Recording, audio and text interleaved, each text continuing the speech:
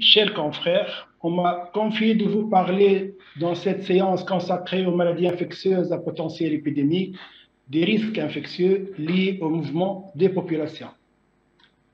La mobilité humaine est depuis longtemps associée à l'introduction d'agents pathogènes, à leur transmission et à leur propagation à l'échelle mondiale. Le SRAS, le MERS-CoV, l'infection par le virus Zika, la COVID-19 sont des exemples contemporains d'épidémies qui soulignent le rôle de la mobilité, des voyages, de la migration dans la propagation des maladies infectieuses. Mouvement de population. Là, j'ai regardé un peu les lexiques et la bibliographie et j'ai retenu cette classification qui me paraît logique entre donc deux populations différentes. Il y a les voyages, essentiellement pour tourisme et affaires, et on compte à peu près 5 milliards de voyages par an. Et le risque infectieux est tributaire de 4 facteurs essentiellement: l'état vaccinal du voyageur, la destination, les conditions de séjour et la durée du séjour. Et d'une façon générale, il y a 3 grandes pathologies qui sont les infections du tube digestif, les diarrhées, les infections respiratoires et les infections dues au vecteur, essentiellement le paludisme. Puis il y a les migrants, essentiellement pour des raisons économiques. On compte à peu près dans les 300 millions de migrants dans le monde. Ce sont des voyages et des migrations légales et programmées. Là aussi, ils sont accueillis dans les pays où ils vont exercer essentiellement leur travail. Ils sont pris en charge d'une façon générale sur le plan social et de problèmes sanitaires. La deuxième catégorie de population qui fait des mouvements, ce sont des populations de déplacés de force. Ce sont les réfugiés et les personnes déplacées internes. Et mon intervention va essentiellement se diriger vers cette population. Les conflits, l'insécurité, la peur de la persécution, les catastrophes naturelles et les pressions environnementales ont contribué au déplacement de populations. Et le principal fardeau des maladies infectieuses sont les maladies endémiques telles que les infections respiratoires aiguës, les maladies diarrhéiques, la rougeole et le paludisme. La majorité des décès pendant les conflits et les déplacements sont dus à des causes indirectes, en particulier les maladies infectieuses. Il faut signaler qu'une analyse complète concernant l'occurrence et l'étendue des épidémies dans ces populations au fil du temps, fait cependant défaut dans la littérature publiée. En plus, le contexte essentiellement géopolitique peut influencer ce qui est rapporté. Le Haut Commissariat des Nations Unies aux réfugiés donc, donne chaque année le nombre à peu près des réfugiés. Donc, on estime en 2020 que 80 millions de personnes ont été déplacées de force, essentiellement pour des conflits, dont le 1/3 sont des réfugiés, donc ils ont quitté leur pays pour un pays essentiel, généralement un pays voisin, et les 2/3 sont déplacés à l'intérieur du pays. Cette migration mondiale forcée a atteint des niveaux sans précédent au cours de la dernière décennie, comme le montre ce graphique. Là, c'est une cartographie des pays qui accueillent les migrants, essentiellement en Afrique de l'Est et centrale, l'Asie du Sud-Est et en Europe. Quel est le cadre? Là, je vais rappeler un peu le cadre juridique pour traiter les réfugiés. C'est la Convention de Genève de 1951 relative au statut des réfugiés qui est ratifiée par 145 États, qui stipule que les réfugiés doivent bénéficier d'un accès aux services de santé identique à celui de la population d'accueil. Le Haut Commissariat des Nations Unies pour les réfugiés a un rôle de gardien de la Convention de 1951 et de son protocole signé en 1967. La Tunisie, qui a ratifié cet accord et cet accord qui a signé l'accord en 1967, a participé depuis les années 60 à plusieurs missions à l'extérieur du pays pour le maintien de paix et en cas de catastrophe naturelle. Et j'ai eu l'honneur, en tant que médecin militaire, d'y participer dans quelques missions. Qui dit réfugié dit population vulnérable. Pourquoi elle est vulnérable? Pour plusieurs causes. Premièrement, parce que plus de la moitié des réfugiés sont des enfants et des jeunes inférieurs à 18 ans. Puis, l'état de santé des réfugiés est tributaire de leur capacité d'accès à un système local. Cependant, 85% des réfugiés sont hébergés dans des pays à faible et moyen revenu, et donc un système de santé qui est faible. L'afflux massif des réfugiés, souvent massif et aigu, perturbe le système de santé local. Et troisièmement, ils ne sont pas toujours pris en compte dans les systèmes de surveillance nationaux en raison des difficultés d'accès aux services de santé. D'autres facteurs tels que le surpeuplement, les mauvaises conditions d'approvisionnement en eau et d'assainissement, le manque de vaccination, le diagnostic tardif et l'accès réduit au traitement peuvent entraîner une augmentation de la fréquence, de la gravité et de la létalité des maladies infectieuses. Cependant, l'impact et les mécanismes diffèrent selon les paramètres et le contexte de déplacement. D'une façon générale, les personnes déplacées sont souvent plus vulnérables aux épidémies au cours des premiers stades du déplacement, reflétant à la fois les conditions précaires dont elles fuient et les difficultés d'accès aux soins. Les populations déplacées de force se heurtent à trois problèmes de santé ou à trois niveaux de problèmes de santé. La décompensation de pathologies chroniques dues à l'interruption des traitements, tels que le traitement de la tuberculose ou le traitement pour le VIH, le manque d'accès au système de santé. Deuxièmement, les pathologies aiguës, soit infectieuses ou non infectieuses, chirurgicales, médicales, traumatisme psychologique, etc. Et puis le troisième niveau, c'est la santé mère-enfant. Le défi donc, dans un camp de réfugiés est double. Le premier défi, c'est prévenir et maîtriser les épidémies et assurer la continuité des soins. Les raisons pour le risque épidémique dans ces camps de réfugiés, je vais donc citer les raisons et les facteurs qui favorisent l'éclosion de ces épidémies dans les camps de réfugiés. Les principaux risques sanitaires identifiés concernent les infections contractées sur le territoire, mais aussi les pathologies d'importation. Le risque infectieux est aggravé par les conditions de vie, l'accès à l'eau potable, la gestion des déchets et l'assainissement et la promiscuité, qui sont à l'origine de la survenue d'épidémies. Bien que des normes de conception des camps existent, le sous-financement de la majorité des crises limite ce qui peut être réalisé dans de nombreux contextes. Le HCR édite régulièrement et fait une mise à jour d'un manuel consacré à la gestion de l'eau, l'hygiène et l'assainissement, ce qu'on appelle les normes WASH, Water, Sanitation and Hygiene. Là, lors de notre mission en Albanie, lors de la crise kosovare, nous avons pris en charge sur le plan sanitaire un camp de réfugiés en Albanie, qui compte 1500 réfugiés, essentiellement des enfants et des femmes. On remarque là la densité humaine qui est très importante, avec 1,6 m3 par personne, alors que les standards WASH parlent de 9 m3 par personne. Le camp de Moria en Grèce, c'est le premier centre de réception entre l'Asie et l'Europe, qui est ouvert en 2013, accueille désormais 20 000 réfugiés dans un espace destiné initialement à accueillir seulement 3 000 personnes.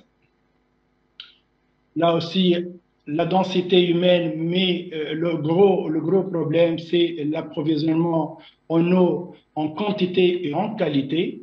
Le ratio entre points d'eau et individus dans ce camp au Bangladesh pour les réfugiés Rohingyas est de 1 pour 1300, alors que les normes WASH recommandent une pompe manuelle pour 500 personnes.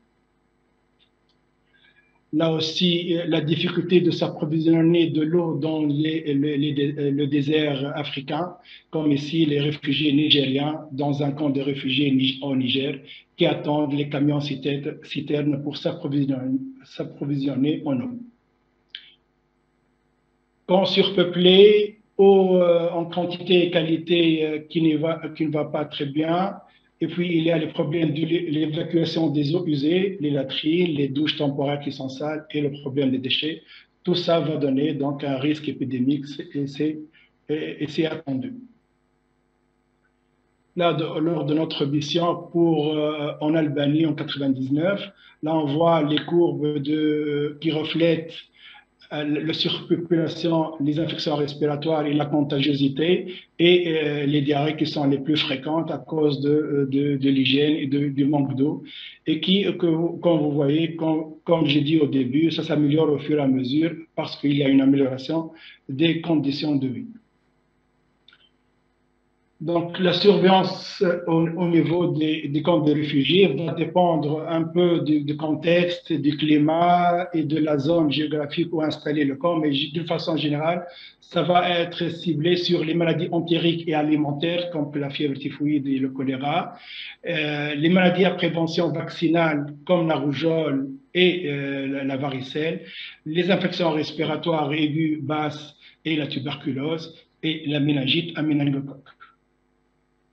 Ceci est un exemple d'un relevé hebdomadaire que chaque fois qu'il y a un camp de réfugiés, il y a donc un organisme qui va prendre en charge ce camp de réfugiés. Donc, il a besoin de connaître un peu les maladies infectieuses chaque fois qu'il y a nécessité de relever est-ce qu'il y a une épidémie. Et donc, en conséquence, ils vont agir à temps. En résumé, donc, pour les réfugiés et les risques infectieux, l'interruption des soins, la baisse des défenses immunitaires, comme secondaire à la fatigue, au psychotraumatisme, à la mauvaise alimentation, les conditions de vie qui sont précaires avec une promiscuité importante et le manque de vaccination dans le pays d'origine sont à l'origine d'épidémies ou de risques épidémiques dans ces camps-là. Avant de passer de parler des maladies qui peuvent être à l'origine d'épidémies dans les camps de réfugiés, je vais mettre cette plaque. Donc, je mets cette plaque pour rappeler un peu le taux de reproduction de base, le R0, en dehors bien sûr de la vaccination. Comme vous voyez, il y a les 4 maladies à transmission féco-orale et aérienne, le choléra et la rougeole, la polio et les rhinovirus, avec un R0 qui dépasse pour les 2 premières 14 et pour les deuxièmes, il est environ de 6. Donc, je me suis basé sur 2 études rétrospectives, mais qui donnent une idée globale sur l'état de santé en matière de pathologies infectieuses dans les camps des réfugiés. La première qui est publiée dans la revue Conflict and Health en 2020 et qui a été basée sur un système de signalement informel qui est le PROMET. Cette étude a donc été étalée sur une vingtaine d'années, de 1996 à 2016. Il y a eu en tout 128 événements épidémiques indépendants dans 48 pays et l'acquisition de la maladie dans le pays de destination était de l'ordre de 63% des événements. Il faut noter qu'en 1996, il y avait 22 millions et en 2016, il y a eu donc une augmentation de ce nombre à peu près de 45 millions. Le taux moyen d'épidémies par an a augmenté au fil du temps. L'incidence moyenne des événements par an était de 2,3 épisodes par an entre 1996 et 2002. Il est passé à 11,4 épisodes en 2010 et 2016, avec une augmentation globale de 4%, avec un P significatif.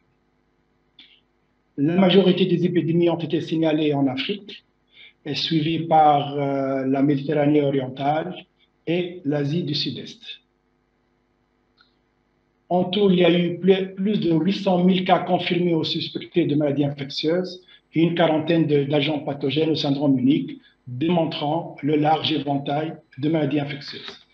Les épidémies les plus courantes, donc à gauche, là, les trois infections les plus épidémiogènes, le choléra, la rougeole et les diarrhées aqueuses et la fièvre typhoïde. Les 5 autres pathologies infectieuses, l'hépatite E, la poliomyélite, la leishmaniose cutanée, la dengue et les méningites. Considérées comme des pires épidémies de choléra de l'histoire récente, c'est l'épidémie de choléra en Haïti lors du séisme de 2010 et le choléra qui a touché le Yémen depuis 2016 jusqu'à nos jours dus directement au conflit armé. Pour le premier pays, c'est 800 000 cas avec 10 000 décès, un taux de létalité de 1,2%. Et au Yémen, on a recensé, d'après l'OMS, plus de 1,5 million de cas suspectés de choléra et 1500 décès, soit un total de décès de 0,1%. La deuxième étude, sur une période de 9 ans, c'est une étude basée sur un système de déclaration du Haut Commissariat des réfugiés, le HIS, le Health Information System, qui a été consacré pour le camp de plus de 10 000 réfugiés. En tout, il y a eu quand même 364 épidémies sur 108 camps de réfugiés dans 21 pays. 70% d'entre elles se sont produites dans 3 pays, qui est le Kenya, le Tchad et la Thaïlande, probablement en raison de leur grande taille de population et de nombreux afflux de réfugiés au fil du temps. Là aussi, les 3 infections qui ont donné le plus d'épidémies, on trouve la même chose presque, la rougeole, suivie par le choléra et les méningites, dans 75% des cas. En nombre absolu de cas, c'est la rougeole aussi vient en tête, suivi par les syndromes pseudogrippaux. En 3e position, le choléra avec plus de 8000 cas pour les 3 maladies, et suivi par la diarrhée et l'hépatite E, avec plus de 2000 cas sur une dizaine d'années. Là, l'épidémie de choléra qui a frappé le camp de Cox's Bazar au Bangladesh pour la population Rohingya, qui comptait 900 000 réfugiés en 2017. Les 2 tiers des rescapés sont des femmes et des enfants, et 40 000 enfants étaient non accompagnés. C'est dû à la surpopulation qu'on voyait sur l'image, les conditions de vie qui sont défavorables, la malnutrition, et puis il y a eu des inondations au Bangladesh qui ont aggravé les choses. Le choléra qui a frappé aussi un camp de réfugiés en Tanzanie en 2015, avec 3000 cas suspects de choléra. Ce sont des réfugiés burundais. Le camp de Dadaab, c'est parmi les camps les plus surpeuplés de la planète, avec 400 000 réfugiés. C'était un camp au Kenya qui a connu 3 épidémies de polio, l'afflux massif de Somaliens non vaccinés dans le camp, une couverture vaccinale insuffisante de ceux déjà dans le camp, et les mauvaises conditions d'assainissement ont probablement contribué à la propagation du virus. Si on prend pour les 15 maladies déclarées sur ce système de surveillance du Haut Commissariat des réfugiés, la voie de transmission des 15 maladies, c'est essentiellement féco-orale dans les 47% et la voie aérienne dans 47% et vectorielle dans 6% des cas. Là, c'est un tableau qui résume un peu le taux d'attaque, la durée de l'épidémie, le taux de létalité. Pour les taux d'attaque, les plus importants, c'est la varicelle, les diarrhées et les maladies pseudogrippales. Les durées, la moitié des épidémies ont duré moins d'1 mois, avec des extrêmes de 12 jours pour les shigelloses et l'hépatite E qui a presque sévi presque 1 année pour la majorité des épidémies. Le taux de létalité, c'est attendu, la méningite avec 14% de taux de létalité, suivi par l'hépatite E, la rougeole et le choléra. Ce qu'on peut retenir, c'est que les 3 principales maladies à l'origine des épidémies, la rougeole, choléra et méningite, sont évitables par la vaccination. Parmi ceux-ci, seul le vaccin contre la rougeole est fourni universellement dans les réponses immunitaires et dans le programme élargi de vaccination des pays. Un deuxième défi consiste à faire en sorte que les nouveaux arrivants soient vaccinés le plus tôt possible, sans attendre l'organisation d'une campagne de vaccination de masse contre la rougeole. L'utilisation du vaccin oral contre le choléra dans les situations d'urgence est de plus en plus courante, malgré les stocks existants limités.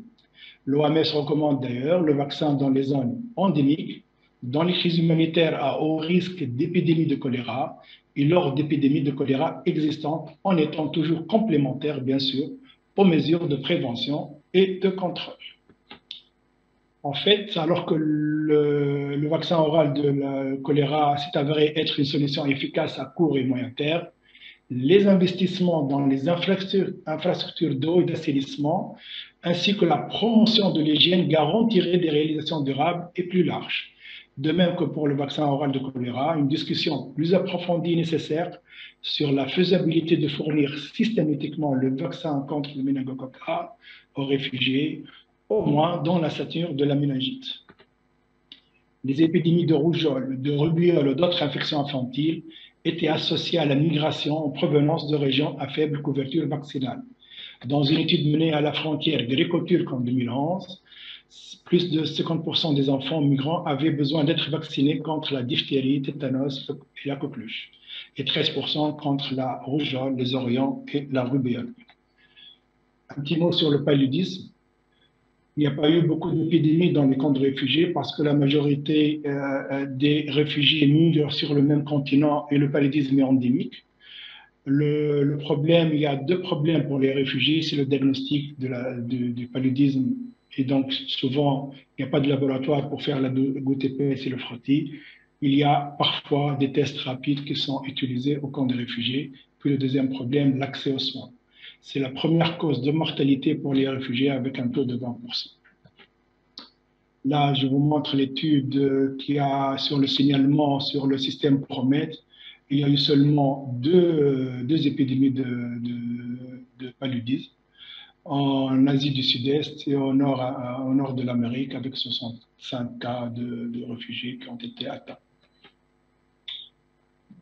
Je termine éventuellement, je ne vais pas terminer sans parler de la crise du Covid qui accroît les besoins des réfugiés. Je n'ai pas un chiffre exact de l'atteinte par le Covid chez les réfugiés, ni le nombre de vaccinés jusqu'à ce jour. Mais malgré les efforts qui ont été fournis pour les mesures barrières, la distribution des masques et les campagnes de vaccination, il y a probablement donc une incidence relativement élevée vu les conditions de vie dans les camps de réfugiés. En conclusion, donc, le nombre de maladies ayant une voie de transmission féco-orale ou ARN montre à quel point il est difficile d'obtenir des conditions WASH satisfaisantes dans les camps de réfugiés. Les maladies diarrhéiques restent graves. Elles sont responsables de 40% des décès dans certains camps de réfugiés. 80% des cas concernent des enfants de moins de 2 ans. Les épidémies de maladies évitables par la vaccination sont associées à la migration en provenance de régions à faible couverture vaccinale. Le triage est recommandé au point d'entrée afin de repérer les problèmes de santé chez les réfugiés et les migrants peu de temps après leur arrivée. Il doit être suivi d'un diagnostic et d'un traitement approprié et les soins de santé nécessaires à certains groupes de population comme les enfants, les femmes enceintes et les personnes âgées doivent être assurés. Les mesures préventives concernant l'eau, l'assainissement, l'hygiène et les conditions d'hébergement pourraient néanmoins réduire le risque de maladies transmissibles par l'eau et l'air. La vaccination reste une stratégie préventive clé qui doit être renforcée et adaptée à ces populations mobiles en fonction du contexte. Je termine la présentation par cette citation. Quand on fait face à une catastrophe naturelle ou à une guerre, on sait qu'un jour plus ou moins lointain, celle-ci va se terminer, qu'un jour on pourra rentrer chez soi. Merci pour votre attention.